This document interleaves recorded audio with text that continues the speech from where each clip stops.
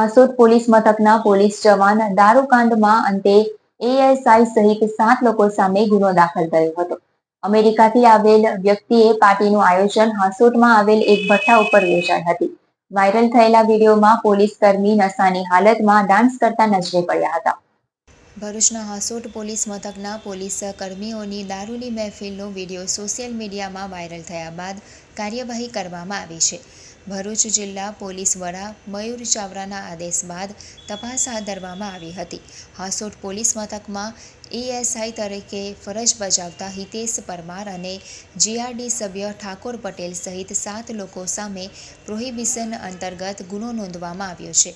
આરોપીઓમાં GRD સભ્ય Thakorbhai ગોમાનભાઈ Patel, મુજાદ Mohammad Zafar Sheikh, Mohammad Shafiq Sheikh, Nasirbhai, ASI Hiteshbhai Parmar, Mohammad Anees Memon અને રઈશભાઈનો સમાવેશ થાય છે.